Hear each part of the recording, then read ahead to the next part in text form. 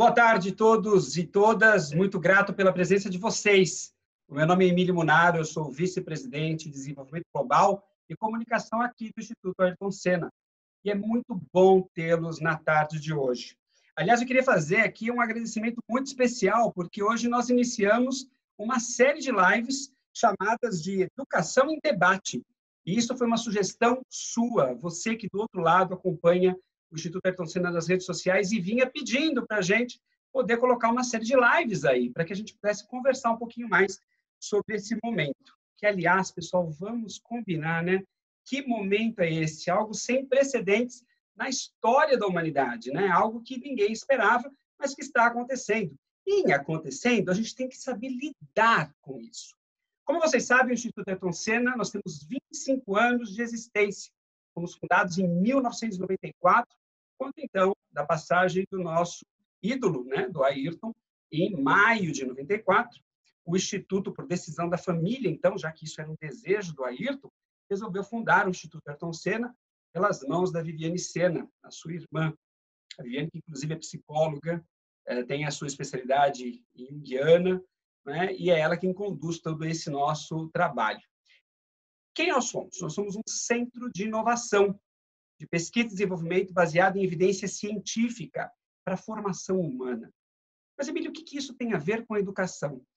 A maior parte da formação humana está, de fato, na educação, não é verdade? Hoje, em torno de 35% a 40% da população de um país está na educação, motivo pelo qual nós também atuamos dentro da educação.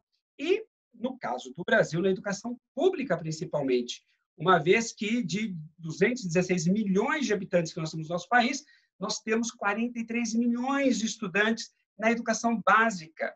Né? Então, é um número muito alto e nós precisamos cuidar desses estudantes, sendo que quase 90% deles estão nas redes públicas de ensino. Tá? Pessoal, nesse momento, a gente já está aqui no Zoom com mais de 300 participantes conosco, nos ouvindo, então também o pessoal nos seguindo pelas redes, tanto do Facebook quanto do Instagram. Bem, para que a gente pudesse, para que a gente possa, então, aqui falar sobre isso, eu queria trazer um contexto muito importante que o pessoal fala, mas, Emílio, qual o trabalho que o Instituto tem feito aí nesses 25 anos? Né? A gente nasce em 94 e a gente meio que faz uma construção, uma narrativa, um acompanhamento da educação, desde o seu momento cognitivo, quando a gente tem que apoiar as crianças a aprender a ler, a escrever, a ter os cálculos matemáticos, mas quando a gente chega próximo aí, em 2010, o Instituto põe um foco muito grande no desenvolvimento de competências socioemocionais. Mas o que são competências socioemocionais, não é? As competências socioemocionais, elas são as capacidades individuais de cada um de nós de pensar, de sentir e de ter os nossos comportamentos. E vocês sabem o que foi mais legal, pessoal? A ciência nos mostra que as competências socioemocionais, elas não são inatas, elas não nascem com a gente. Não é pelo fato de eu ter nascido dessa forma que eu vou continuar assim o resto da minha vida. Você pode sim. O cérebro, ele é plástico, ele é modificável. Então, você consegue desenvolver habilidades e competências nesse sentido, e é por isso que o Instituto tem feito um trabalho muito sério nesse sentido. E aí veio uma provocação, né? O pessoal disse, mas, poxa vida, o que vocês podem, com todo esse expertise baseado em ciências, em evidências científicas, podem ajudar toda essa população que está passando por dificuldades nesse momento? E aí foi que o Instituto, né, lançou uma plataforma de comunicação, não somente com a rede gestora, com quem a gente sempre esteve em contato, tanto em nível municipal quanto em nível estadual, mas principalmente com a sociedade. O que é que você, do lado de lá, né, como professor, como educador, como gestor, mas também como pai, como mãe, e que está passando por essa situação, pode se beneficiar desses 25 anos de estudos que o Instituto tem. Então, o Instituto lançou uma plataforma para esse momento de crise, ela é chamada de competências socioemocionais para contextos de crise. Como é que eu acesso isso, Emílio? Vamos lá, www.institutoayrtonsenna.org.br, você vai encontrar essa marca ali, bem no início da nossa página, e você vai ter acesso a todas as informações. Ok?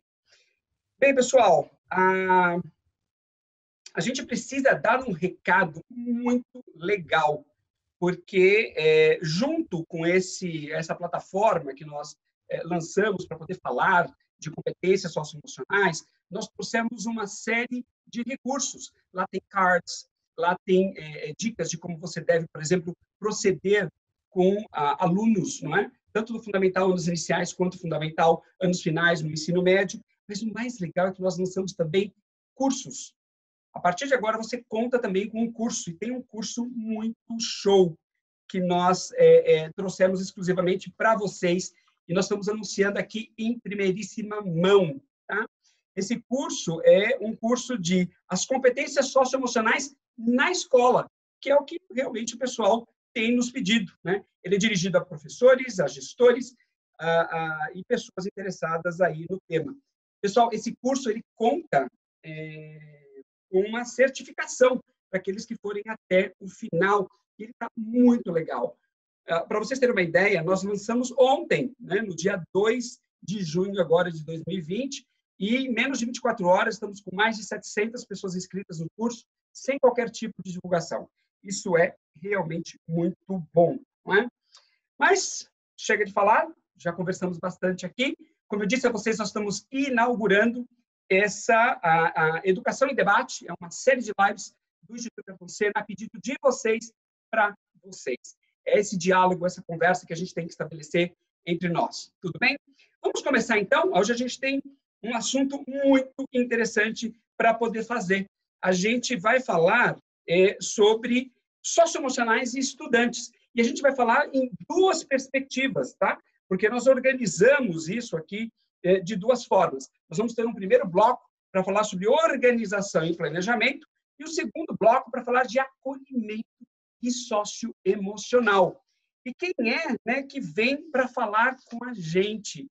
Né? Eu queria pedir nesse momento, então, que os vídeos sejam ligados das pessoas que estão participando aqui conosco, porque é o estado do Ceará, uma grande referência no desenvolvimento educacional brasileiro atualmente, inclusive de socioemocional. Eu queria dar as boas-vindas, em primeiro lugar, a ele, né, o Rogers Mendes, que é o secretário executivo de Educação do Ensino Médio e Ensino Profissionalizante do Estado do Ceará. Seja muito bem-vindo, Rogers. Muito obrigado, Emílio. Eu que agradeço aí a oportunidade, né, de ter esse time aqui para conversar, cumprimentar aqui o meu colega professor Lira, lá do município de Granja, a estudante Rayane, que, né, ambos cearenses, e compartilhando comigo nesse momento este espaço proporcionado pelo Instituto Ayrton Senna, a quem agradeço uma parceria de longa data com a Secretaria da Educação do Estado do Ceará. Estamos aqui para o debate. Que maravilha, que maravilha. Rogers, é muito bom tê-lo aqui conosco, grato por ter aceito o nosso convite, tá? E principalmente é o Ceará, né, que tem uma referência grande aí em educação. Mas não basta você falar somente com o gestor, pessoal. Nós temos que chegar na sala de aula. Nós temos que ouvir a voz do professor. Então, com vocês agora, a voz do professor Lira Dutra. Boa tarde. Quero agradecer o convite por participar. É o momento da gente compartilhar experiências e acreditar no futuro, sabendo que o presente atual mudou muito e irá mudar amanhã, mas estamos aqui para aprender a superar e aprender a reaprender. Meu nome é Lira Dutra, sou do município de Granja, Ceará, uma cidade do interior, então a nossa realidade se assemelha com a realidade de muitos cearenses, também com a realidade de muitos brasileiros que estão lá no interior do Brasil. Perfeito. Com você que está na capital, estamos para compartilhar. Vamos lá. O professor Lira, né? Nós estamos recebendo informações aqui de que a voz do professor saiu baixinha. É verdade, viu, professor? Depois a gente pode complementar isso. Mas, olha, ele falou isso, né? Reaprender a aprender. É isso que nós temos que passar. E nós vamos ter a oportunidade de falar no decorrer, durante a nossa live do dia de hoje, agora da nossa tarde, nós vamos falar desse novo normal que todo mundo está falando, né? O que significa esse novo normal? Mas eu queria também cumprimentá-la e agradecer a presença da Rayane. A Rayane é uma estudante, né, da rede pública do Ceará. Eu gostaria que ela desse as boas-vindas aqui para a gente também. Raiane, as palavras estão com você. Boa tarde, pessoal. Bom, é um prazer imenso estar aqui com vocês nessa tarde, né? Podendo debater um pouco sobre a educação do nosso estado, que sabemos que é uma das melhores, sem dúvida, que até em um momento como este de pandemia, a gente consegue se readaptar, se reorganizar para poder dar o melhor para nós estudantes, né? Sem dúvida, os educadores da nossa rede estadual estão de parabéns. Eu sou da escola Jaime Laurindo da Silva, Barroquinha, da Regional CRED 4, e posso falar para vocês que está sendo uma experiência, claro, bem diferente, inovadora, mas que está sendo um bom aprendizado para cada um de nós. Verdade, verdade, Raiane. Esse é um aprendizado. Aliás, eu acho que o Rogers, você conheceu a secretária Raquel Teixeira, que foi secretária de Educação lá de Goiás? Sim, conheci. Pois é. A Raquel, Rogers, estava numa conversa com a Viviane, e ela comentou assim, Viviane, que professor foi esse que chegou agora chamado Covid-19, não é verdade? Porque, pessoal, essa pandemia, o que ela trouxe? Ela é um catalisador. Né? Na química, o catalisador é aquele que vai fazer com que a reação química seja acelerada. Portanto, o que o Covid trouxe foi a capacidade, a possibilidade de nós acelerarmos o nosso pensar, as nossas ideias, o nosso reprogramar enquanto humanidade. Então, acho que nós temos muitas lições e vamos falar sobre elas aqui. Mas, para começar, Guilherme, o pessoal está aqui, mil recomendações. Eles estão falando, Emília, eu quero saber do curso. Que curso é esse que o Instituto fez? A gente preparou aqui um slide com o QR Code para vocês saberem qual é este curso. Eu vou pedir para o Guilherme colocar essa tela aqui, que vai mostrar o curso para vocês. Olha aqui, tá? Socioemocionais e a pandemia, como preparar os seus estudantes aí nesse pré e pós-isolamento. Para vocês que estão vendo esse QR Code aí na tela, é só você apontar o seu celular. Aqui, vou fazer assim com o meu, tá? Vou pegar aqui o meu celular, você coloca na câmera, tá? Na câmera do celular, aqui, ó, na câmera do celular, é só apontar no QR Code, vai aparecer ali em cima para você, e simplesmente você acessa o nosso curso automaticamente, tá bom? Bem, pessoal, vamos começar? Já estamos na hora, né? Já estamos agora aqui, 17 horas e 18 minutos, e a gente vai começar ouvindo aqueles que precisam ser ouvidos. Quando a gente fala de educação, né, nós temos a figura aqui do Rogers Mendes, trazendo todo o conhecimento da gestão educacional, nós temos aqui o conhecimento do professor Lira Dutra, mas todo o nosso trabalho não é para mim, não é para você, são para eles, para os estudantes. Os estudantes têm que ser a parte central de todo o trabalho da educação brasileira, para a sua formação através da educação integral, para que ele possa ser visto em todas as suas dimensões. E essa primeira pergunta eu vou fazer aqui para o estudante João Vitor, que vai nos responder o seguinte. João Vitor, nos conte aqui quais foram os sentimentos que vieram durante esse período de isolamento, né, que foram despertados aí para você e como é que você está lidando com esses sentimentos. A gente vai ouvir uma gravação, né, um vídeo que o João Vitor gravou para a gente. Vamos ouvi-lo?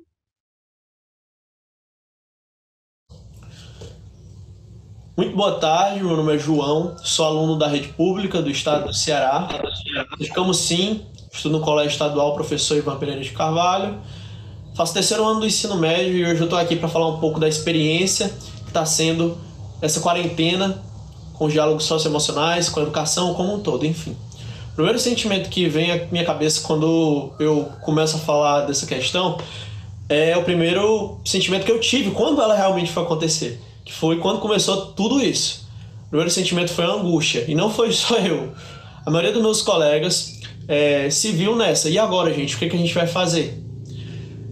Foi aí que eu pensei, bom, o sonho de praticamente a maioria dos alunos da rede pública do estado, na minha região, e eu acredito que em todas as outras, é conseguir a aprovação numa escola de ensino superior a nível federal ou estadual, porque a educação do estado do Ceará é, sem dúvida, uma das melhores do Brasil. Foi aí que a gente teve aquele primeiro impacto, bom, socioemocional. A resiliência e a organização. E o que a gente pode fazer para isso? Que tudo que o socioemocional ensinou durante esses 3 anos no ensino médio, especialmente para mim, foram as questões humanas. E tudo que a gente pôde aproveitar de aprendizagem nesse caminho, que a gente já põe em prática na vida real, e que a gente pôs um pouco em prática no ensino médio, a gente está pondo agora, na quarentena. E isso é o impacto mais impressionante que a gente tem e o despertar para a valorização. Nada substitui a presença do professor na sala de aula, mas é incrível e também inquestionável a importância que o professor tem e a valorização a diferença da valorização que está tendo agora. E como, João, nem fale, né? Um professor que muitas vezes não é reconhecido. O professor precisa ser apoiado, precisa ser também, como qualquer um de nós, ele precisa ser formado, ele precisa ser capacitado, ele precisa receber apoio para que ele possa levar esse aprendizado. Eu gostei muito quando o João falou uma coisa muito importante, pessoal. Ele falou da angústia, né? A angústia, essa angústia vem, e eu aprendi isso com a Gisele, que está nos ouvindo aqui agora, vem diante da imprevisibilidade. No momento em que você não consegue prever o que vai acontecer, isso te dá uma angústia. E você tem que trabalhar essa angústia. Vocês viram que ele falou sobre autogestão, né? Como é que ele desenvolveu a resiliência, a organização e todos os componentes aí de autogestão. Mas vamos ouvir dela, né? Que está aqui conosco online, a Rayane. Eu queria também te ouvir, Rayane, que você contasse para a gente quais foram as emoções e sentimentos que você viu despertando aí nesse momento de isolamento. E como é que você está lidando com elas? Você conta para a gente? Claro, conto sim.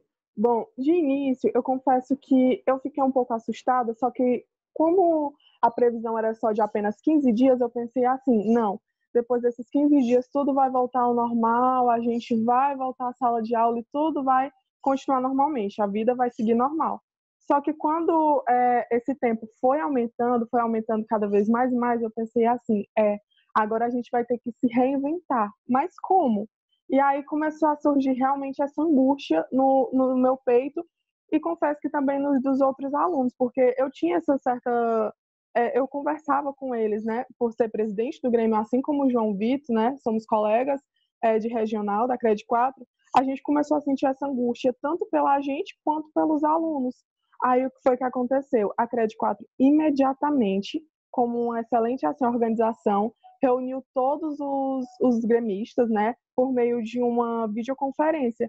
E lá a gente teve conversas com a psicóloga a Gleiciane, que foi perfeita assim para ajudar a gente e foi trabalhando o nosso socioemocional. E nisso a gente foi acalmando, foi tranquilizando, foi pensando, não, isso tem uma solução, a gente vai arrumar uma solução para isso. E com isso, com essa calma que essa conversa trouxe para a gente conseguiu transparecer para os outros alunos. E assim, eu tenho que admitir que é incrível tudo que está acontecendo agora. Claro que é triste, né, pelo tanto de vidas que já foram perdidas. É triste por a gente não estar dentro de uma sala de aula, porque a gente sabe que o rendimento dentro de uma sala de aula é 1000 vezes maior. Só que eu também não tenho o que reclamar do ensino da rede estadual, né, do Ceará, porque é realmente assim algo que é incrível, não se tem o que falar. E eu só tenho realmente... Que curiosidade, que coisa linda esse teu depoimento. Que coisa maravilhosa. A gente precisa saber o que é que essa rede do Ceará tem tanto de encantador para os nossos alunos e para os professores. Vamos ouvir o professor um pouquinho, então, Rayane, agora? Vamos. Bora!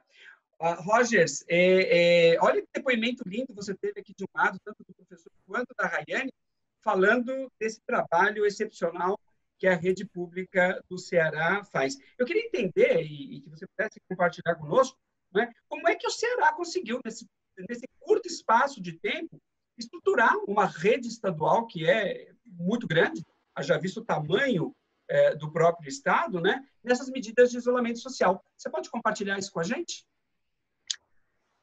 Bom, vou tentar, a história é longa, vou tentar abreviar, porque assim, não se toma uma decisão com nível de eficiência como agora, se não tiver um histórico de construção de uma rede, né? E a rede cearense, ela não tem resultados individuais, a gente tem conseguido um crescimento em qualquer indicador educacional, sempre em todas as escolas. Então, não é um episódio isolado.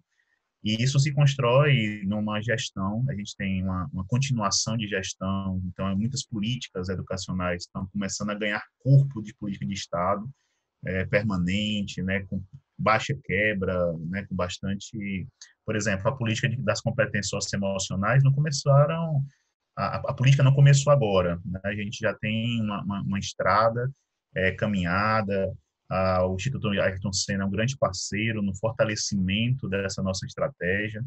E então, isso, por exemplo, o que a Rayane faz aqui, o depoimento dela, tem muito a ver com toda uma construção, com a presença de psicólogos em cada uma das nossas regionais, para justamente estar perto de professores e estudantes. A gente tem um projeto chamado Professor Diretor de Turma, que depois a gente vai falar um pouco mais sobre ele, mas que tem uma abrangência impressionante, né, uma presença nas escolas, né, um profissional que se destaca.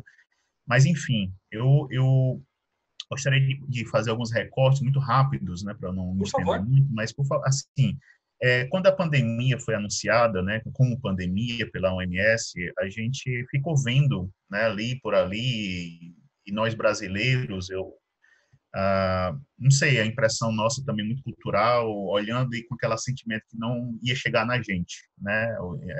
Com outras vezes, né? A gente teve também algumas pandemias que a gente não conseguiu ter um impacto tão feroz como a gente está tendo agora com a Covid-19. De modo que a gente se preparou não o suficiente, eu diria, né? A gente todo esse mérito que a gente pode ter agora neste momento, ele foi por uma construção de rede, porque a gente não conseguiu, mesmo sabendo em algum momento a suspensão ia ser anunciada, mas assim, fazer algo muito específico, a gente não conseguiu fazer o suficiente. Nós lançamos mão daquilo que nós tínhamos, né? E aí eu estruturo em algumas ondas, né? Em coisas que a gente... Porque nós, no Ceará, a gente tem uma perspectiva de amplitude. Os nossos projetos, eles não ficam isolados, eles não ficam em teste por muito tempo. Então, rapidamente, a gente faz a expansão em rede. Então, tudo aquilo que a gente consegue desenvolver, a gente não desenvolve de forma limitada. Todas as escolas precisam ter acesso a essas novidades, a essas inovações. Então, a gente, com esse contexto, né, que eu mencionei já várias vezes, a gente, então, tomou uma primeira decisão na suspensão, que aí eu vou estruturar agora a minha fala em 4 ondas, né? A primeira onda da gestão foi justamente a do regramento, a de tomar uma decisão muito rápida de não antecipar férias naquele momento. E, ao contrário de muitos outros estados que tomaram essa decisão, ou de recesso ou de férias. Por que a gente não foi por este caminho?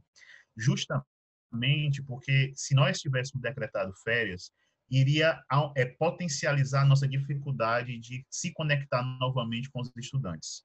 Porque você quebra aquele ritmo, você quebra aquela conexão. E aí, se você esfria essa relação, você depois vai ter muito mais trabalho, é quase um trabalho redobrado. Então, a gente preferiu tomar uma decisão a decisão foi tomada numa segunda-feira, o decreto do governador, e na quarta-feira, véspera de um feriado estadual, a suspensão chegou. E na segunda-feira nós já dissemos às escolas que as atividades iriam continuar e que cada escola iria elaborar o que nós chamamos de plano de atividades domiciliares, que foi uma outra medida importante. Nós não centralizamos na SEDUC as decisões. Cada escola, no gozo da autonomia pedagógica, estruturou o seu plano de atividades domiciliares, né? Um plano de atividades emergenciais. Mas a gente sabia que havia muita fragilidade no ensino remoto. E aí nós partimos para a segunda onda, que era estruturar o suporte pedagógico com ferramentas tecnológicas para assessorar estudantes e professores nesse processo. Fizemos uma chamada pública em que muitos parceiros cederam gratuitamente ferramentas tecnológicas, com videoaulas, com material didático estruturado, e fizemos uma parceria ampla com a Google, no Google for Education, que nós criamos virtualmente as salas de aulas para que os estudantes pudessem dialogar e interagir com seus professores com seus colegas que já eram da turma presencial. Esta foi a segunda onda, que é o do suporte pedagógico tecnológico. A terceira onda é o do monitoramento. Essa palavra é muito esquisita às vezes, mas é o acompanhamento, diria. A gente agora está partindo e já estamos fechando esse relatório quem são os alunos que, por alguma razão, não estão conseguindo acompanhar as atividades propostas pelas escolas. Porque não podemos admitir de forma alguma que alunos fiquem, né, desassistidos. Mas a condição as desigualdades postas no Brasil, muitas vezes, não permite que todo mundo tenha acesso à internet, banda larga, e até mesmo o serviço que é precário no Brasil, não só, às vezes, a questão aquisitiva, mas o serviço. Essa terceira onda, então, a gente está agora vivenciando, que é acompanhamento individual. Se o aluno mora em uma região que tem acesso à internet, se ele tem sinal de telefonia móvel. E agora, a quarta onda, a gente também está iniciando paralelamente a esse acompanhamento, que é a estruturação de um plano de retomada das atividades presenciais. E a retomada, aí sim a gente está tendo um tempo para se planejar, mas com muitas ressalvas e pontos de atenção ainda que não estão no controle da educação, que tem a ver com as autoridades epidemiológicas analisando a questão da saúde, que neste momento está em primeiro lugar. A educação é importante, a gente precisa pensar na retomada, mas de modo algum esquecer de que a vida humana está à frente de qualquer coisa, de qualquer outro projeto. Então, manter as pessoas seguras, ter uma vida, né, assegurada, é nossa responsabilidade enquanto gestor público pensar primeiramente nisso. Então, essas 4 ondas estruturaram esse nosso projeto, e nós fizemos isso sempre com essa estrutura já montada. Eu gostaria, sabe, Emílio, de destacar que isso só é possível, qualquer destaque que o professor Lira, que a estudante Rayane fizeram na fala deles, tem muito a ver com essa construção histórica de uma rede que hoje consegue gozar mesmo da autonomia das escolas. Eu tenho aqui vários diretores acompanhando a gente, vários professores, vários estudantes, e a gente tem hoje conseguido criar mesmo esse vínculo tão importante para a educação pública. É verdade, Rogers, eu acho que é fundamental essa sua fala da continuidade, né? Eu acho que nós temos que pensar, quando nós falamos de educação pública, nós temos que pensar em algumas premissas. A primeira delas é a vontade política de querer fazer que educação seja mais do que relevante, seja mais do que prioritária, que ela seja primária. A educação tem que ser, de fato, primária em todo e qualquer estado da Federação Brasileira, né? Segundo, essa continuidade. Você trouxe isso de uma forma muito organizada, são 4 ondas muito bem definidas. A primeira onda de organização, de planejamento, a segunda onda da infraestrutura, como é que nós fazemos com que a tecnologia pudesse chegar àqueles que necessitavam, e o monitoramento, que é que você está aqui. A quarta onda a gente vai falar um pouquinho mais adiante, mas eu queria agora perguntar, nessa visão do professor, né, como é que foi para o professor experimentar essas mudanças de rotina? A gente ouviu o aluno falando dessa angústia inicial que veio, né? Falamos aí, o Rogers trouxe toda a visão organizacional da Secretaria do ponto de vista de política pública, em olhar o Estado inteiro. Não é uma partinha, não, é dar realmente a universalidade dessa educação. Mas a gente precisa saber do professor agora. Temos um vídeo da professora Estela Rocha que vai nos responder essa pergunta. Como é que foi a tua experiência, Estela, nessas mudanças de rotinas decorrentes do isolamento social? Como é que você conciliou a sua vida familiar com o trabalho? Vamos ouvi-la? Olá, sou a professora Estela, da Rede Estadual de Ensino aqui do Ceará. Trabalho na Escola Mocinho José Augusto da Silva, na cidade de Camusim. Foi muito desafiador para mim conciliar essa nova rotina de trabalho, né? Trabalhar em casa de forma remota, dar conta da família. No início, fiquei muito perdida. Eu acredito que não só eu, como muitas pessoas ficaram. Nós imaginávamos que seria algo mais rápido, algo mais passageiro, mas não foi, né? Demorou um pouquinho. Então, eu tive uma dificuldade, sim, no início de me acostumar a essa nova rotina. O que me ajudou bastante foi criar uma rotina de trabalho. Então, todos os dias, quando eu acordava, cedinho, quando eu começava a trabalhar, eu anotava, fazia minha rotina, tudo aquilo que eu precisava fazer. E, ao final do dia, eu fazia a avaliação se eu tinha conseguido ou não realizar minhas tarefas, né? E, dessa forma, eu fui conseguindo me organizar.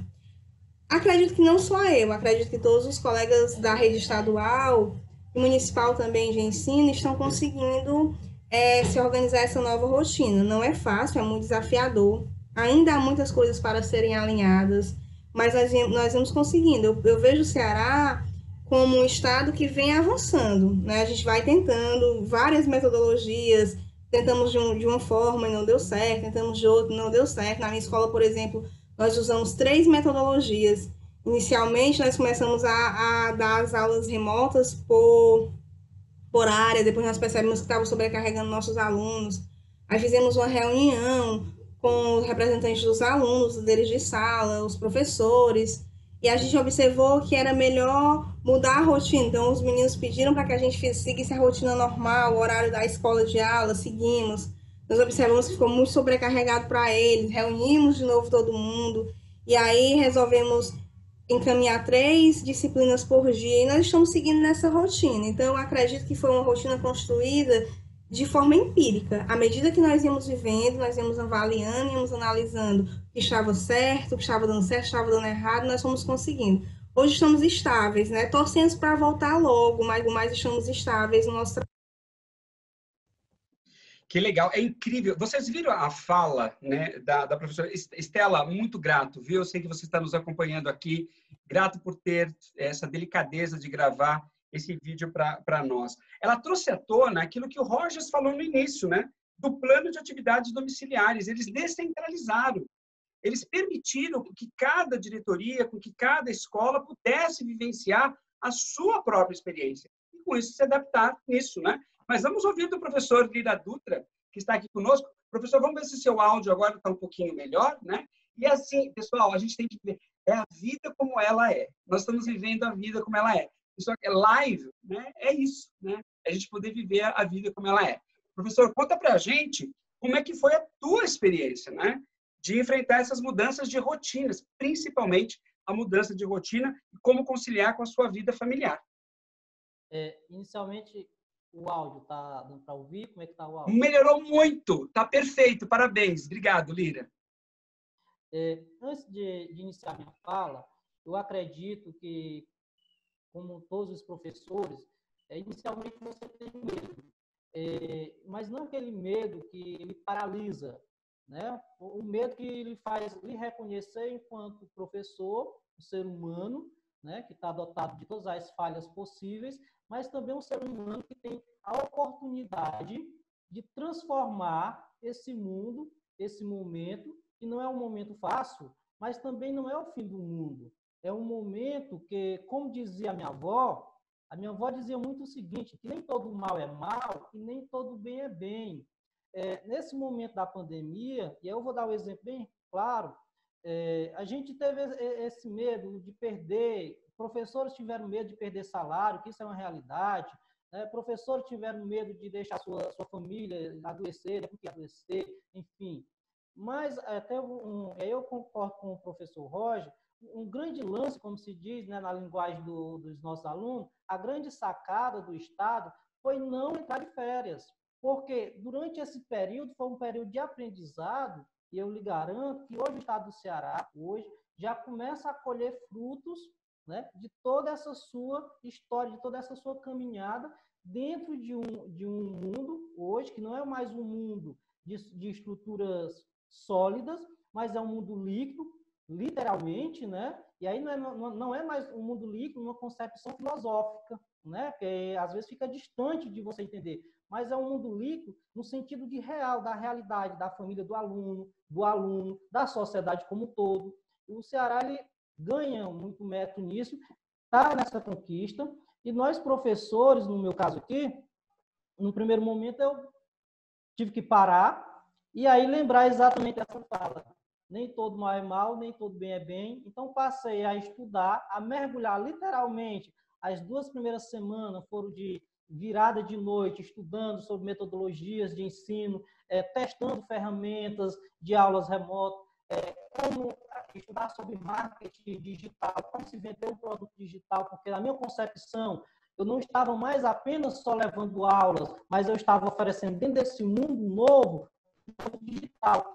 E aí também se preocupar que a aula não era só mais aquele momento, existia o pós-aula, né? Essa relação, como me aproximar desses alunos.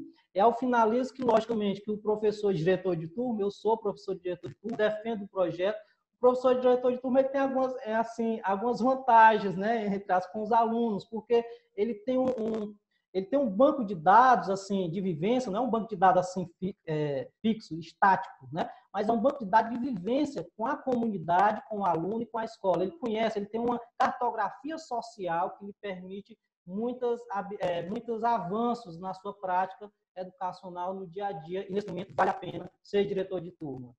Que maravilha, Lira. Você sabia que isso que você citou é algo que a gente traz muito no Instituto Ayrton Senna, que é o mundo VUCA, né?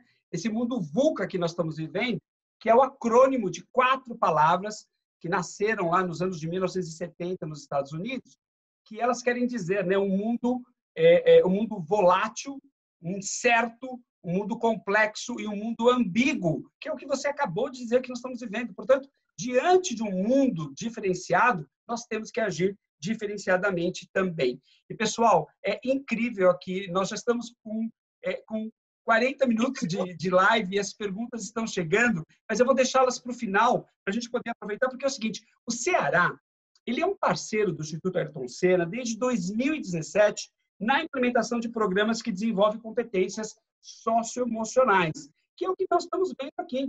Estamos vendo tanto na fala do professor Lira Dutra, quanto na fala da Rayane, na fala do João, que falou de angústia e depois de resiliência, na própria fala do secretário Roger Mendes, falando da necessidade da autogestão, né, para colocar realmente o Estado de volta aqui. Eu queria fazer aqui um convite para a gente ouvir também os estudantes, né?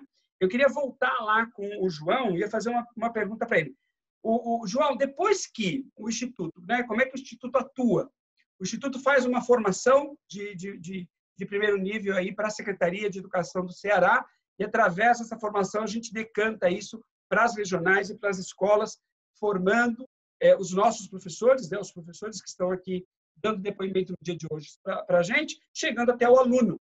E aí a pergunta que eu tenho para o estudante, né, para o João, que gravou um vídeo para a gente, é: João, como é que você tem procurado fazer para continuar esse seu desenvolvimento socioemocional, mesmo nessa questão de crise? E essa mesma pergunta, depois a gente vai fazer aqui para a Rayane, que vai nos responder ao vivo. Então, nós vamos pedir aqui para o Guilherme. Guilherme, coloca para a gente o vídeo do João, né, podendo falar um pouquinho a respeito de como ele continuou fazendo o desenvolvimento das suas competências socioemocionais nesse momento que ele não tinha o contato direto do professor. A gente está com o vídeo... Dessa forma, nós jovens vamos construir o futuro. Um futuro de mais empatia, de mais igualdade e sempre lutando pela educação. Então, fica aqui 3 recomendações que me ajudaram muito nessa quarentena a me organizar e a pôr em prática os meus objetivos. A vida intelectual do padre Antonelli Sertilange, o trabalho intelectual do Jean Guiton, a educação da vontade do Júlio Spaiot. E, no mais, a minha experiência com o socioemocional e a quarentena foi profundamente humana e foi realmente de um impacto que eu não sei nem expressar. E, acima de tudo, fica também a palavra-chave para tudo isso. A palavra é esperança. Acreditemos na educação, acreditemos que juntos, professores, alunados e núcleos gestores possam fazer um futuro com mais equidade, mais igualdade e com mais valorização, não só dos professores, mas também das competências socioemocionais. Agradeço o Instituto Ayrton Senna pelo espaço. É isso, gente. Até, quem sabe, o final dessa pandemia. Foi um prazer. O prazer foi nosso, João. Você que abrilhantou aqui falando isso. E, vou te complementar, João. Isso que você está falando chama-se empatia. É a capacidade de me colocar no lugar do outro e com ele estabelecer esse meu vínculo. Sabe uma outra palavra que ficou tem sido muito usada? É solidariedade. A solidariedade, na verdade, é a combinação de 2 competências. É a empatia junto da colaboração. Eu me coloco no lugar do outro e aí, num círculo de colaboração, eu faço com que esse movimento aconteça e todos possam estar juntos aí. Mas vamos ouvir dela também, né, Rayane? Aí, como é que tem sido para você continuar desenvolvendo essas habilidades, essas competências socioemocionais, independente da presença física do professor, né? Daquele acolhimento, daquele carinho que a gente tem dentro da sala de aula. Como é que está isso para você no isolamento social? Bom, confesso que realmente, né, como a gente falou, é difícil, mas as webconferências são coisas que estão ajudando bastante a gente a conseguir voltar essa proximidade com o professor, né? Porque nelas a gente consegue ter aquela intimidade de professor e aluno, aquelas brincadeiras e contrações que são o que estão ajudando mais, assim, estão me ajudando bastante, ajudando os meus colegas a conseguir passar por esse momento que sabemos que é tão difícil, né? Outra coisa também que eu gostaria de destacar é a empatia, como você bem falou. Durante essa pandemia, a gente está conseguindo aprimorar essa palavra, né? A gente está conseguindo saber ao certo o que ela significa, porque a gente recebe relatos de tantos alunos, de tantas coisas que eles estão vivendo, e também, assim, perseverança, sabe? Porque eu já recebi relatos de alunos que, para conseguirem fazer as atividades, eles sobem em cima de cisternas de água, sobem em cima de mangueiras, de alguma coisa, tudo para conseguir ter esse acesso à educação. Então, a gente vê que a educação ainda tem salvação, porque os alunos eles procuram cada vez mais e mais essa educação, né? Então, isso para mim, quando eu ouvi isso dos alunos, eu fiquei super emocionada, porque, poxa, enquanto tem pessoas que têm acesso e não procuram a educação, tem outros que não têm, mas mesmo assim estão ali tentando, lutando cada dia mais e mais para conseguir ter esse acesso. Então, é realmente essa rede de solidariedade que está se abrindo nesse momento, né? E essa empatia que a gente está conseguindo adquirir. E eu sei que quando a gente retornar à sala de aula, não vai ser nada igual, porque tudo vai mudar. A gente vai perceber que a harmonia do local vai mudar, porque os alunos vão estar mais próximos, porque essa pandemia, mesmo distanciando a gente fisicamente, conseguiu nos juntar na onda de solidariedade, assim, realmente no psicológico. E isso foi maravilhoso. Aí eu ouvindo você, fiquei emocionado, de verdade, né?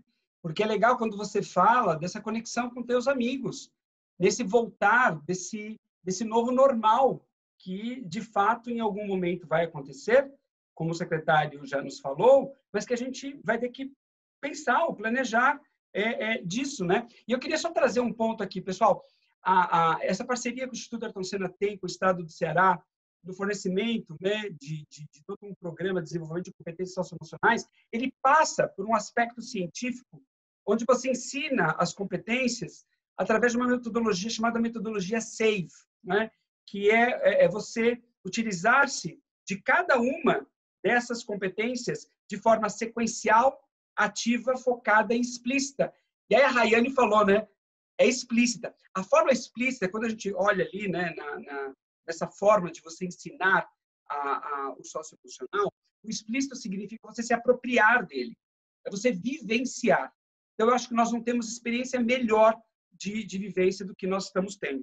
Mas agora eu queria perguntar para o Rogers. Rogers, os professores, de fato, né, a secretaria fez aí um trabalho excepcional de planejamento de 4 fases, mas com isso os professores tiveram que se adaptar, né, a essas formas de ensino remoto, utilizando-se de ferramentas digitais, como você mesmo colocou, a parceria estabelecida com o próprio Google, né? Mas como é que fica esse canal de vínculo com o estudante, né? Que tanto para o ensino e aprendizagem, tanto quanto para o desenvolvimento socioemocional, é muito importante. Então, quais foram as experiências, os desafios que você poderia compartilhar conosco e como vocês conseguiram superá-los, mantendo essa conexão com o aluno em sala de aula? Emílio, são muitas, assim, notícias, né, que a gente tem colhido, né? Eu falo notícias no sentido de a gente estar conversando semanalmente. Nós temos uma equipe na SEDUC. Vou falar rapidamente, a SEDUC ela tem uma estrutura muito específica em relação às demais secretarias estaduais. Por exemplo, nós temos uma coordenadoria que pensa o protagonismo estudantil, temos uma coordenadoria que lida com as questões da diversidade, que também são temas caros para nós, né, da inclusão, da equidade. Temos coordenadoria que trata sobre a questão do currículo, e nesta coordenadoria do currículo, ela trabalha as competências socioemocionais, né? Então, a gente associa que o currículo ele precisa demonstrar a sua intencionalidade de desenvolver a perspectiva da formação integral, né? Nós temos um foco muito forte, o Estado do Ceará, a gente tem assim uma obsessão com a qualidade educacional. A gente não quer somente que o estudante termine, mas termine com a qualidade, que o garanta acesso na universidade, que possa fazer com que ele ingresse no mundo do trabalho, né, de uma forma que ele cumpra os seus objetivos, né, pessoais. Então, a gente lida muito com a perspectiva do projeto de vida, é uma dimensão caríssima para nós, protagonismo estudantil, enfim. Dizendo isso, a gente tem semanalmente, virtualmente, a gente tem... eu queria só voltar um pouquinho atrás para dizer o seguinte: a gente não criou um plano estadual de intervenção, um plano estadual a gente não substituiu a escola nesse processo, como eu tenho assistido em alguns lugares, mas a gente respeitou o ritmo que a escola já tinha estabelecido para ela, né? A professora Estela falou bem sobre isso, o professor Lira também reforçou essa ideia, e isso fez um diferencial, porque hoje nós não temos um procedimento uniforme. As escolas têm encontrado das suas estratégias, por exemplo, a gente tem horas no currículo específicas para tratar as questões do socioemocional. Em algumas escolas, por exemplo, a gente tem uma tecnologia, né, são 4 horas semanais nas escolas de tempo integral, chamada Núcleo, Trabalho, Pesquisa e Práticas Sociais. Esse tempo de aula, ele discute justamente, ele tem material estruturado, formação de professores, e ela é totalmente voltada para ajudar o estudante a se reconhecer enquanto sujeito, né, a buscar na sua história de vida, da sua família, a sua identidade, de modo que a pauta da vida de cada um dos estudantes faz parte legitimamente do currículo da escola. Então, eu estou colocando essa situação porque essas aulas continuam acontecendo. Então, onde o NTPPS existe, eles utilizam o Meet. Onde não existe, eles estão conseguindo fazer correspondências com o impresso.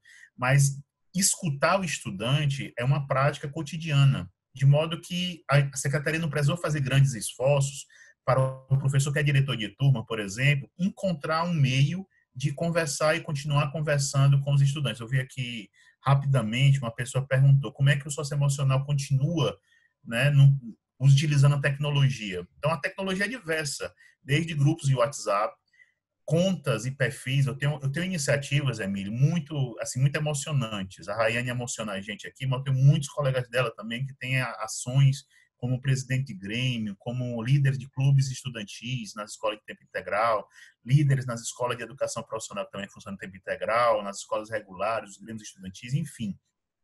E a gente tem iniciativa dos próprios estudantes nesse apoio aos colegas. Sim. Porque no momento que a gente está vivenciando, o mais importante hoje é alguém que queira nos escutar. Eu fico muito pensando, assim, a gente hoje... que não rompemos, né, não antecipamos férias, para a gente é muito importante ter uma rotina estabelecida. É muito importante. E os professores estão conseguindo, na dosagem que estão conseguindo estabelecer nessa relação com os estudantes, manter também essa chama acesa da esperança. A palavra esperança, que a Rayane tratou aqui, é uma questão muito cara para nós. Não tem sentido a vida quando a pessoa não tem esperança. Tem esperança Sim. no futuro melhor, por exemplo. Né? Então, enfim, a gente tem encontros regionais com os diretores de turma. A gente tem conversado com um grupo de estudantes semanalmente. Nós temos uma programação chamada Conexão Seduc, e nós temos colóquios temáticos, e muitas vezes as temáticas relacionadas à apresentação de experiências. Então, a gente tem notícias de grêmios estudantis, eles próprios montando grupos de ajudar, mas não é aquela autoajuda no sentido psicológico formal, né? É um local para eles poderem extravasar, porque as tensões familiares também tendem a aumentar nesse período, a gente tem que ter ciência disso. Então, a escola tem que se dispor também para estar junto do estudante. Eu acho que eu estou falando aqui de uma coisa, eu posso ter enrolado um pouco, mas na perspectiva de estar junto, estar próximo. Essa é a maior lição nesse período agora, não é o cumprimento do currículo, mas é estar próximo para a pessoa se sentir que tem alguém que gosta dela, que a protege, que tem vínculos afetivos. Isso, durante muito tempo, Emílio, para finalizar, você sabe, nós somos de uma geração que falar sobre sentimento era taxado como enrolar a aula. E o que o Estado do Ceará tem feito hoje é não perder o foco também das aulas, necessariamente, né, que são necessárias para o aprendizado do português, da matemática, da história, mas colocar a vida das pessoas. Eu tive um depoimento de um estudante uma vez que ele disse assim: o que o socioemocional faz com a gente? Ele nos ajuda a limpar um pouco a nossa mente, a organizar um pouquinho os problemas, perceber que os problemas que a gente tem solução, se a gente pensar melhor sobre eles, olhar por outra perspectiva, desenvolver determinadas competências, a gente vai conseguir encontrar saídas criativas para os nossos problemas. E a escola fala sobre isso abertamente. Todas as nossas escolas têm horário no currículo que lida com isso. E agora, com as aulas suspensas, as ferramentas que permitem a webconferência, a Rayane comentou sobre isso, permitem essa troca, mesmo que virtual, mas aí vem outras ferramentas, WhatsApp, cartas, o professor diretor de turma entregando material nas casas dos estudantes, mostrando quanto eles são importantes e não perder de forma alguma o vínculo com a escola, com a educação e com seu futuro. Nossa, Rogers, isso é muito inspiracional. Eu tô vendo os comentários aqui, as pessoas estão falando o tempo inteiro, que belíssima experiência, como vocês relatam isso. E aí eu queria agora, Rogers, com base nisso que você falou, de toda essa política, né, de educação integral que vocês desenvolveram, né, que o Instituto teve o prazer de poder colaborar aí com o Estado do Ceará nesse sentido e trazer o desenvolvimento das competências socioemocionais, eu queria ouvir por parte dos professores, né? Alguns professores conseguiram levar as atividades de competências socioemocionais para o ensino remoto. Será que isso realmente aconteceu, né? Você conseguiu levar essas atividades de forma remota para que isso acontecesse? A gente vai ouvir o depoimento da professora Estela e depois, em seguida, o Lira vai nos dar essa resposta aqui ao vivo, tá bom? Vamos ouvir o vídeo da professora Estela nos respondendo sobre isso, se ela conseguiu levar o desenvolvimento socioemocional mesmo remotamente. Competências socioemocionais, eu penso que o primeiro passo é você acreditar. Então, eu acredito nas competências socioemocionais, eu acho que quando você traz essa importância com o emocional do aluno para dentro da sala de aula, você consegue atingir mais o seu aluno, você consegue criar vínculos, né? A gente consegue compreender que nós somos seres humanos, e assim como eu gosto de ser tratado como ser humano, eu gosto de tratar o meu aluno como ser humano. Então, inspirar os colegas a trabalhar assim, para mim, a primeira parte é acreditar. Depois de acreditar, eu vejo como fundamental a partilha, né? Você partilhar as experiências exitosas que você tem. Não é partilhar no sentido de você se mostrar melhor do que os outros, mas é no sentido de que, olha, deu certo comigo, talvez dê certo com você. À medida que você vai partilhando, os colegas eles vão entendendo que é muito importante esse trabalho. Os colegas eles vão entendendo que é muito importante você trazer isso para o seu trabalho e que você vai conseguindo, sim, bons frutos. Com relação aos estudos, muito bom, Estela. Obrigado pelo depoimento. Lira, antes de passar para você, para ouvir também o que você tem a nos dizer, como é que você conseguiu levar aí a dar continuidade ao desenvolvimento de competências socioemocionais, mesmo remotamente? O pessoal está pedindo para eu falar aqui, pessoal. A nossa live ela está sendo gravada, portanto, isso tudo vai estar disponível nos canais digitais do Instituto Ayrton Senna, seja no Facebook, seja no Instagram, ou seja ali no YouTube, tá bom? Tá tudo gravadinho. No final da live, a gente vai voltar com aquele QR Code, viu, Guilherme? Vamos colocar o QR Code no final, eu peço para você, porque estão pedindo muito aqui, pessoas curiosas em querer fazer esse curso do Instituto Ayrton Senna gratuitamente para todos os professores, gestores educacionais desse país, tá? Mas vamos ouvir o professor Lira. E olha, pessoal, a nossa live assim, tem 1 minuto para terminar, mas a gente vai ficar um pouquinho mais, tá bom? A gente vai ficar um pouquinho mais, porque a gente precisa ouvir o Rogers em umas perguntas que estão fazendo aqui, muito importantes, Rogers, que é a fase 4. Como é que o Ceará está se preparando para a fase 4, não é? E aí a gente encerra essa nossa conversa.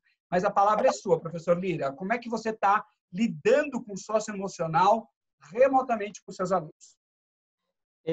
Inicialmente, quero aqui mandar um abraço para todos os professores da minha cidade Granja, professores de Camusim, estão aqui marcando presença aqui na live, professores de Martinópolis, todos que fazem a educação na 4ª CRED.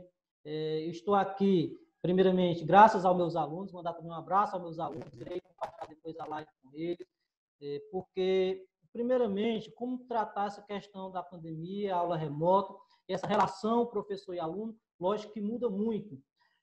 Mas algumas técnicas que o professor, enquanto professor e diretor de turma, enquanto professor de qualquer disciplina, pode fazer, primeiramente ele tem que se reconhecer não só como professor de sala de aula, ele tem que se reconhecer como professor, um cidadão que é importante para a transformação do seu lugar, através da educação. Ou seja, envolver-se com a comunidade.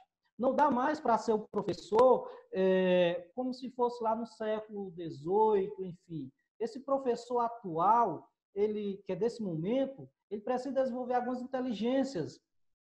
Primeiro, a inteligência emocional. Depois, assim, tá pensando no futuro. Pensar no futuro não no sentido de ficar aguardando que alguma coisa aconteça, mas pensar no futuro com a possibilidade que no hoje ele pode fazer alguma coisa que vai alterar o futuro para o bem do seu aluno, da comunidade em que ele vive.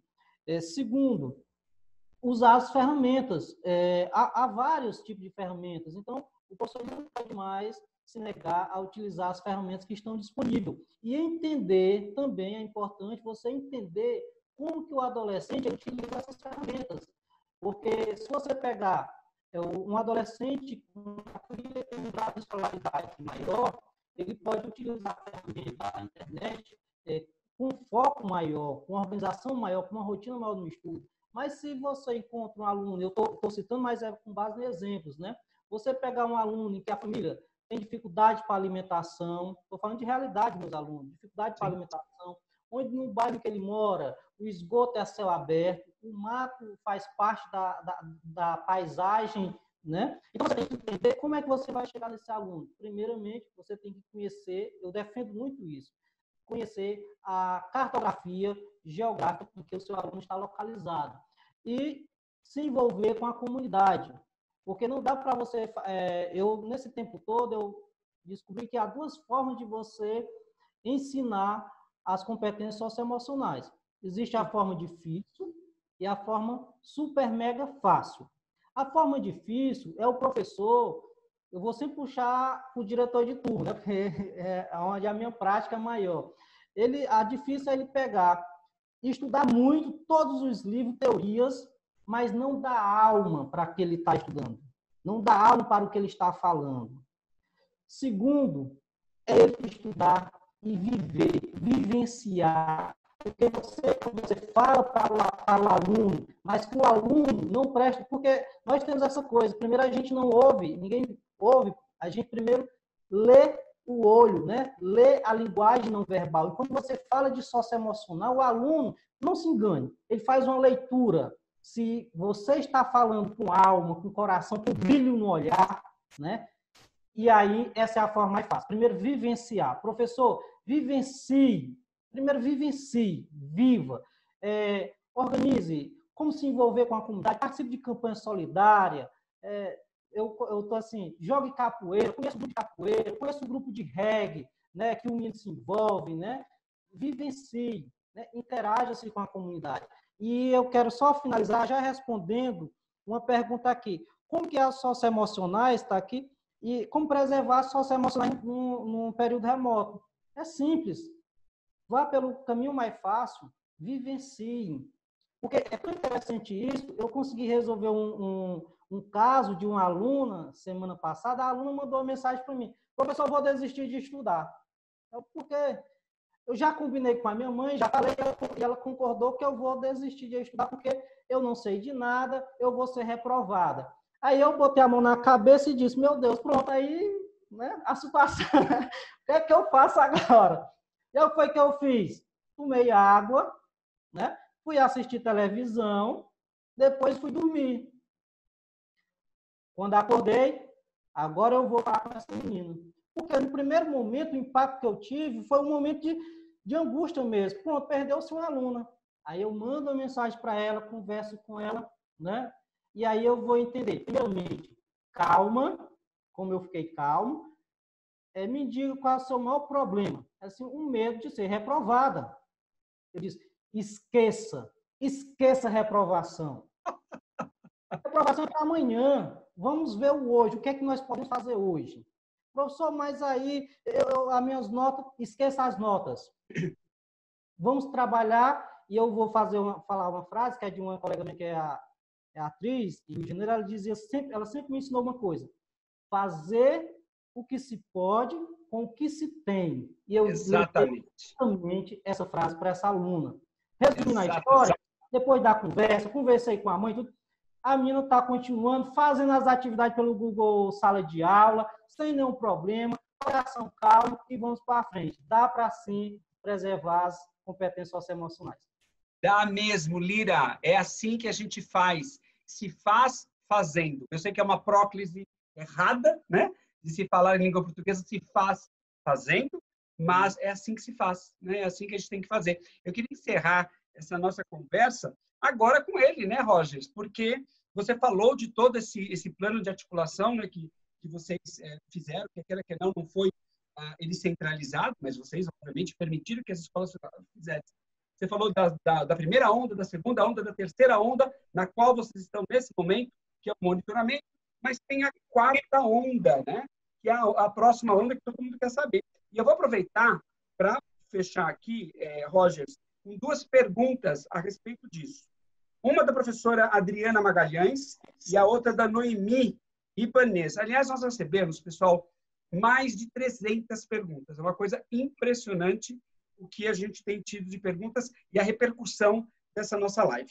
A professora Adriana Magalhães faz o seguinte: haverá reestruturação do currículo para este ano de 2020? E aí, ligando na outra pergunta, diante de um currículo que acabou sendo comprometido no seu desenvolvimento, apesar de todo o esforço de gestores e professores, que tipo de avaliação deve ser aplicada no retorno das atividades presenciais? E como avaliar? Ou seja, esse é o seu prato para agora a fase 4. Como é que você, enquanto gestor público do Estado, está imaginando como fazer essa fase 4? Seja do retorno, com a reestruturação ou não do currículo, como verificar o aprendizado e a avaliação. Rogers, você com a palavra. Meu amigo, a gente está num momento de teste, né? De teste, a gente não... Nenhum de nós fizemos faculdade e foi debatido nenhum estudo de caso a respeito de uma situação no dia que as aulas não tivessem presencialmente na escola. Nós sempre... E assim, Emílio, me permita, em 2020, nós na Secretaria tínhamos justamente projetado para este ano, né, na liderança da secretária Eliana Estrela, uma guinada ainda mais, né? A gente entende que nós estávamos chegando a um percentual muito, já próximo a zero, ainda um preocupante, mas a gente está de abandono escolar, que não adianta de falar de qualidade educacional tolerando o abandono. Acho que o abandono é uma questão que tem que ser superada no Brasil e tem muito a ver com o que o Lira tinha colocado, essa condição adversa, né, da sociedade, proporcionando não essa segurança para que as pessoas consigam concluir com tranquilidade. Nós somos muito pressionados para não estar na escola, né? Depois da adolescência, no Brasil ainda é uma força, né, que nos puxa não para dentro da escola, mas para fora, muitas vezes, e é um caso de resiliência. Resiliência, inclusive, é uma das dimensões socioemocionais mais trabalhadas por nós. E em todas as nossas políticas, em muitas frentes de trabalho de desenvolvimento de competências socioemocionais, é constatado o efeito da resiliência na permanência do estudante na escola. Como a gente trabalha de forma intencional, a gente já fez várias pesquisas, inclusive em pesquisa de impacto, utilizando o instrumento SENA como um parâmetro para verificar se nossas políticas socioemocionais estavam realmente conseguindo alcançar seus objetivos. A gente percebeu que a resiliência foi um dos fatores mais relatados ou mais identificados que associaram a redução. A gente, em 10 anos, conseguiu sair de um patamar de 16,4% de abandono no ensino médio para 5% em 2000, né? E 18. 19 a gente está consolidando, mas a tendência é de queda ainda. E essa é uma questão que a gente precisa cuidar. Então, qual é a nossa primeira preocupação, Emílio, com toda franqueza na retomada, é o não aumento do abandono. Não por um número, não por um índice, mas é porque não se faz educação pública. Eu digo, eu estou repetindo muito ultimamente, não se faz democracia sem uma escola pública inclusiva. A escola pública é o principal instrumento de uma sociedade para vivenciar todas as benesses de uma democracia.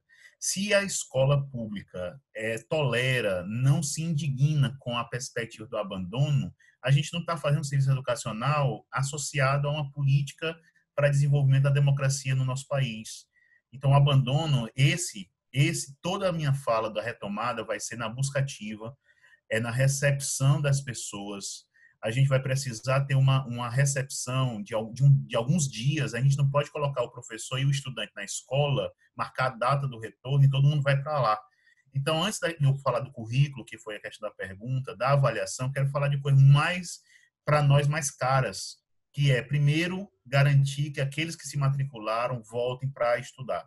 Quando for a condição, nós tivermos a condição de retornar, que eles possam se sentir motivados a retornar, porque um ano a menos na vida dessas pessoas pode eles não voltarem no próximo ano.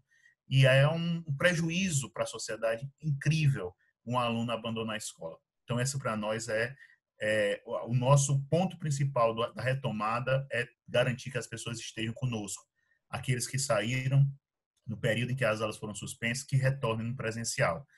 Fazer uma acolhida é também outra dimensão dos professores, dos estudantes, e as competências socioemocionais serão, se elas já eram para nós algo estratégico, agora elas passarão a assumir uma função pedagógica mais relevante ainda. Todos os professores, Emílio, têm um respeito muito grande pelos profissionais, que são professores também. Nenhum que trabalha com socioemocional são extraterrestres, todos eles são professores de matemática, de português, que destinam um tempo para fazer formação e para ministrar alguns componentes curriculares que têm esse foco. Então, são professores, e eles têm um respeito muito grande pelos seus pares, né? Todo mundo acredita e entende a importância e o quanto de efeito positivo isso gerou. É evidente que não dá simplesmente para a gente colocar o currículo e a nossa programação curricular como a gente deixou. Nós vamos fazer muitas adaptações. Claro que a escola é quem vai tomar essas decisões, mas a Secretaria da Educação vai orientar, porque muitas vezes a escola diz assim, não, eu preciso dar tudo porque a secretaria fica me cobrando. Então, a gente vai deixar muito claro que o ponto principal é aquelas aprendizagens básicas. Todos os documentos orientadores do Conselho Nacional de Educação, do Conselho Estadual de Educação, vêm orientando para esta prática. Então, o currículo, sim, vai ter que ser redimensionado. E a avaliação, nós suspendemos as avaliações externas por hora. A gente não tem data de aplicação e avaliação externa de língua portuguesa, que o Estado do Ceará já faz desde a década de 90, de forma bastante frequente, todos os anos. É talvez uma das maiores linhas históricas que a gente tem na avaliação em larga escala, é o Estado do Ceará, mas esse ano a gente não quer falar de avaliação, não quer criar pressão para cumprimento do currículo. O foco vai ser a avaliação formativa, é a avaliação que constrói com o aluno um processo de aprendizagem sólido. O que a gente quer agora não é inverter um pouquinho essa lógica da avaliação enquanto pressão, enquanto uma situação que o estudante tem que se esforçar para ter aquela nota, e inverter na perspectiva da avaliação formativa, a avaliação a serviço da aprendizagem. Então, a gente vai sim, depois de cumprido todo esse ritual de preparação da escola, tanto na segurança sanitária, na acolhida dos professores e estudantes, nas dimensões socioemocionais, a gente vai sim falar de currículo, reduzir um pouquinho a expectativa de desenvolvimento para este ano, né? Mas fazer bem feito aquilo que a gente considera que são aprendizagens básicas, que são importantes, inclusive, para o aluno se manter firme e forte na caminhada escolar dele. Então, é nessa perspectiva, sem datas, sabe, Emílio? Eu quero aproveitar para também dizer, sem datas, a gente é absolutamente obediente às autoridades sanitárias. A secretária Eliana Estrela fala isso para a gente diariamente, que quem decide o governador, que tem no estado do Ceará o governador Camilo Santana, seguido de forma exemplar as orientações das autoridades sanitárias, das autoridades epidemiológicas, e o estado do Ceará, mesmo com um contexto desafiador, tem conseguido mostrar, por políticas públicas bem executadas, uma mitigação desse problema tão grave que está afetando o mundo inteiro. Então, a gente está nessa luta, e a educação cearense vai, com certeza, e assim, quero encerrar dizendo a gratidão, sabe, Emílio? A gratidão não está na gente que trabalha na SEDUC. É muito importante que a gente reconheça que a educação cearense tem um reconhecimento de vocês e de muitas pessoas que nos observam pelo brilhantismo, pela proatividade dos professores cearenses. É impressionante como a gente tem professores engajados. O Lira Neto aqui representa um time absolutamente de peso.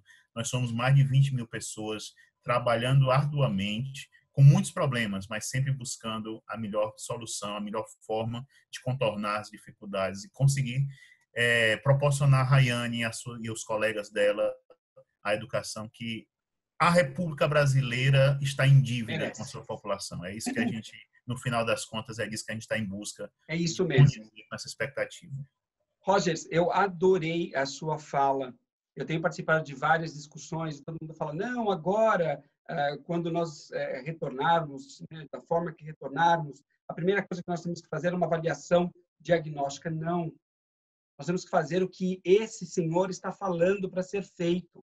Nós temos que fazer primeiro um acolhimento, um passo anterior de acolhimento e busca ativa. Nós não podemos deixar um aluno para trás. Tá claro, pessoal? Ninguém tem que ficar para trás. A gente tem que trazer esse acolhimento que é muito importante. Rogers, em 30 segundos, o Instituto Ayrton Senna fez diferença no trabalho do Estado para que vocês reagissem dessa forma? O Instituto Ayrton Senna faz parte da história educacional cearense em muitos momentos. A gente tem a política de alfabetização na idade certa, foi uma contribuição importante ainda no final da década de 90, início dos anos 2000, começando pela cidade de Sobral, e que inspirou a gestão da Secretaria Municipal a fundamentar um dos principais programas, que é a alfabetização na idade certa, né?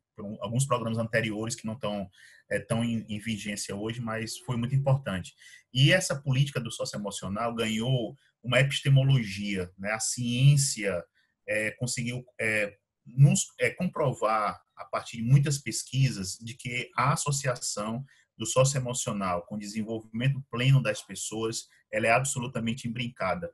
Então, essa contribuição do Instituto Ayrton Senna vem nos ajudando, nos fortalecendo a ir por este caminho da política educacional com seriedade, de forma sustentável e segura. Então, o Instituto Ayrton Senna nos deu a segurança de que esse caminho do socioemocional, que nós, quando iniciamos, nem tinha esse repertório linguístico todo para tratar, e o Instituto Ayrton Senna deu. Hoje, todas as escolas têm lá os lápis com as competências socioemocionais, é impressionante, e isso se dá justamente por essa qualificação epistemológica que o Instituto Ayrton Senna conseguiu gerar nos educadores, né? E eu sou muito grato. Passei dos 30 segundos, mas precisava registrar essa contribuição importante do Instituto. Certamente.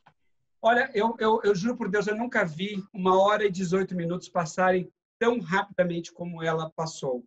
Eu não tenho palavras para agradecer em nome do Instituto Ayrton Senna a todos vocês, em primeiro lugar, que ficaram conosco aqui durante todo esse período dessa escuta. Certamente nós vamos precisar conversar. Esse é um problema bom para a nossa equipe, porque é muito assunto, um assunto de uma qualidade absurda.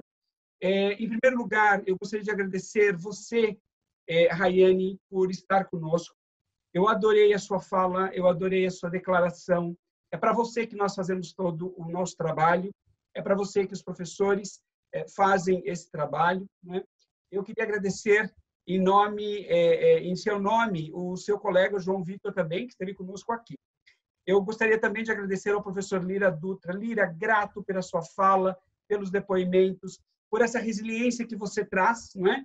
E, por favor, transmita nossos agradecimentos à professora Estela Rocha, que teve durante os depoimentos. E, claro, Rogers, eu não teria outras mais palavras para te agradecer. Você foi brilhante nas suas colocações. Agradeço a secretária, agradeço o governador Camilo por nós. É sempre um prazer para o Instituto Ayrton Senna trabalhar com o Estado do Ceará, uma referência educacional, como você disse.